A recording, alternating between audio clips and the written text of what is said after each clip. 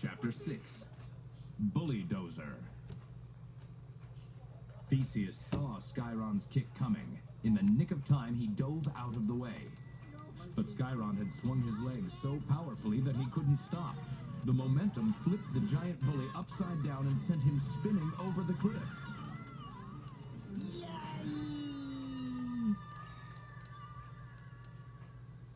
Cried Skyron as he tumbled through the air. Once more, Theseus and I ran to the edge of the cliff. Below, Tank's turtle eyes grew wide as the giant hurtled toward him. He didn't open his jaws. Skyron was too big for a gulp. Instead, Tank quickly paddled until his broad back was directly under the falling bully. Splat! The bully belly-flopped onto the giant turtle's shell. Groaned Skyron. Tank seemed to smile as he began swimming with the bully on his back. Skyron managed to sit up. "Watch it, Tank," he said. "Don't tilt. You know I can't swim. Take me to shore." "Tank, to shore? Why are you swimming this way? Shore is that way." "Tank? Tank?" Theseus and I watched as Tank carried Skyron far out to sea. Slowly, Skyron's cries faded away. I wondered what would happen to the big bully now. Nothing good, it seemed. Again, I made a mental note to call Karen. I had to tell him to keep an eye out for a big bald bully. Theseus picked up the stone he'd been using to scrub Skyron's feet. "I shall call this the pumice stone of Theseus," he cried.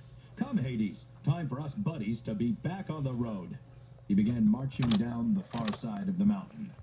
This time, our hero had forgotten the pine bough of Theseus. I picked it up, put it in my wallet, and hurried down the hill after him. "2 bullies down," Theseus said when I caught up with him. "1 to go." 2 wrestlers signed with the UWF, I thought. 1 to go. We'd had good luck with the first 2 bullies. I hoped our luck would continue to hold for number 3. Theseus and I made our way down the mountain, stopping only for a fast supper. Theseus said he'd share his roast beef sandwiches with his road buddy.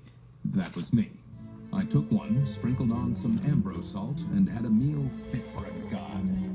I was sorry I couldn't share a Nectar-Cola with Theseus, but giving godly food or drink to a mortal is a big no-no. After our meal, we walked on through the pine woods. By the time we reached the bottom of the mountain, it was growing dark. To our surprise, we saw a long dwelling ahead. In those days, it was the custom for travelers to knock on any door at sundown and ask for supper and a bed for the night. When we gods came to Earth, we did it all the time. It was considered extremely rude for mortals to say no. "I wonder if the owner of that house up ahead will take in 2 weary travelers," I said. "I don't know," said Theseus. "But let's ask if we can stay there too." "I meant us, Theseus," I said. "We are weary travelers." "Say," I added, peering at the house, "is that a sign on the roof?" It was. As we got closer, we could read it. "Procrustes Palace Hotel." "What luck!" I exclaimed. "A proper place to rest." When you knocked on a random door, you never knew whether your bed would be lumpy or if they'd be serving boiled worms for supper. Proper hotels were rare, and I felt fortunate that we'd stumbled onto one. "I have no money for a hotel," Theseus said, "but perhaps the innkeeper will let me do some incredibly difficult task to pay for my stay." We drew closer to the hotel. Signs were plastered all over the building. "Travelers welcome. Come in, the door is always open. No money, no problem. Our beds are just the right size for you." Theseus's smile faded as he read a bit about no money, no problem. "Maybe the hotel manager will have an incredibly difficult task for me anyway," he said. We walked up to the entrance. There were no guests lolling about on the porch. A sign on the door said open. We went inside. The lobby was empty except for a mortal in a sparkling white tunic who was dozing behind the front desk. Theseus cleared his throat. The mortal jumped up. He smoothed back. Here's his my body. cold Right there. hair, which was That's my body. parted down Right the there, middle of look. his head. Hey, there's my Welcome, body. guests, he exclaimed. Good evening. I am Procrustes, hotel proprietor at That's my body when he was a little boy. your service. He bowed. Please, would you be so kind as to Sarah. sign my guest book? We have been traveling all day, said Theseus as he signed his name. We could keep going, of course. That would not be too hard for us. But when we saw your hotel, we decided to give you the honor of housing us for the night. Oh, you won't be sorry. Procrustes tilted his head to read the name upside down. Theseus. At this hotel, we offer many unique services to our guests. I am proud to say that I personally tuck all my guests into bed for the night. He smiled, showing a row of perfectly white teeth. So, Theseus, are you ready to go nighty-night? I am not one bit tired, said Theseus, but I will rest for a few minutes. Suddenly, his face fell. Oh, darn, he muttered. What's wrong? Asked Procrustes. I forgot something, Theseus muttered. Something I like to have when I go to sleep. Is it a teddy bear? Asked Procrustes. Theseus's eyes widened. How did you know? Come now, you can't possibly think you're the first guest to forget your teddy, can you? Procrustes shook his head. No, happens all the time. That's why I keep a spare on hand. But it won't be Fifi, said Theseus sadly. That's true, said Procrustes. Nothing can replace your beloved Fifi, but little Fuzzy is quite a charmer. He took a key from the hook. Room 1 is vacant. He gave me a wink and mouthed, be right back. Then he took Theseus's arm and began leading him down a hallway. Come and take a look. You're a tall young man, but I have a feeling you're going to fit into my little bed just right. And then, nighty-night. I saw that Theseus had left his pumice stone on the check-in desk. I added it into my wallet. Then I took a seat in one of the lobby chairs, thinking again how lucky we were to have stumbled onto a hotel. A hotel in the middle of nowhere on the Treason-Athens Road. I hadn't even known there was one. It was sort of funny when I thought about it. A big hotel, no sign of any other guests. Procrustes seemed very welcoming.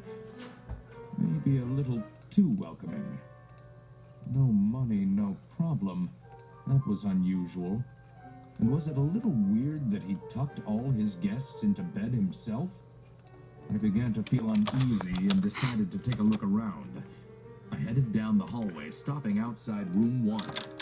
That's odd, I thought. In the whole hallway, there was only one door, the door to room 1. I put my ear to it. I heard Theseus saying, "This is a test, right, Procrustes? To see if I can escape. That's why you're tying me to the bed, right, Procrustes? Right?" Chapter 7. Bullwhack.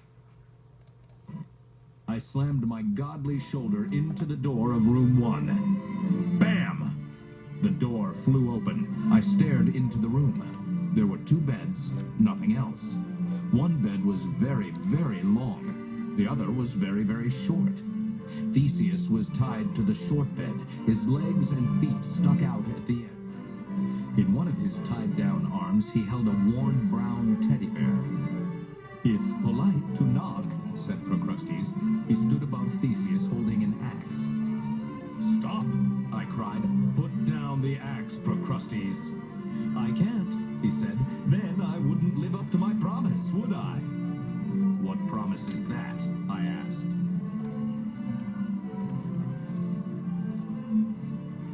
"You saw my sign," said Procrustes. "Our beds are just the right size for you." "But this bed is way too small for Theseus," I said, keeping my eye on the axe. "Exactly," said Procrustes. "So clearly I must make him fit the bed." He raised the axe higher. He was about to bring it down on Theseus's legs. I leaped forward and yanked it away. "So, you are a big bad bully, Procrustes," I said. Alas, said Procrustes, sitting down on the long bed, I just don't fit the bully stereotype. I get away with murder because I'm polite and neat as a pin. That could work in the ring, I muttered to myself as I bent down to untie Theseus. No! Theseus cried as I started undoing the first knot. Do not untie me! What would Hercules do if he were here? He would untie the ropes himself, so that is what I will do. Oh, I assure you, you'll never get free, said Procrustes. When I tie a knot, it stays tied. You mean your knots are impossible to untie? Asked Theseus. Precisely, said Procrustes. Here, I'll untie you. I bent over him again. No, Hades, cried Theseus. Hades? Procrustes blinked and looked up at me wide-eyed. The god? The one and only, I told him. Oh, good heavens, said Procrustes. You mean my time on Earth is up? No, I snapped. You're mistaking me for Thanatos. He's the god of death. I'm king of the underworld. Strictly a ruler, nothing to do with who dies or when. Phew, said Procrustes, patting his chest in relief. On the short bed, Theseus grunted with the effort of trying to untie the ropes. He wasn't making much progress. One day your life on Earth will end, Procrustes, I went on. Do you have any idea what awaits a bully like you in my underworld kingdom? Procrustes frowned. I am sure it is less than delightful, he said. For this reason, I haven't given it much thought, really. I don't blame you, I said. It's nothing but punishment with burning hot flames and flaming hot tar. Procrustes shrugged. I have a high pain tolerance, he said. I can bear almost anything for a while. How long does this punishment last? For all eternity, I told him. Every morning you get up and you're toast. One hand is freed, called Theseus from the little bed. Oops, never mind. That rope was tied to the bear. Procrustes sat mulling over his fate. Then he looked up at me. Is there nothing I can do to escape these eternal flames? That depends, I said. Ever done any wrestling? Certainly, said Procrustes. I was on a semi-pro team for a while, traveled to matches all over Greece. My roommate was an extremely tall fellow. Wherever we went, he complained that the bed was too short for him. Every night he whined about it. I couldn't get a decent night's sleep with all his belly aching, so one night I told him I could make it so he'd fit into bed perfectly. He fell asleep, I got an axe, and whack! Procrustes smiled, remembering. I got such a bang out of it that after a while I quit wrestling so I could whack full time. I have never heard you say that. I always say it starting now.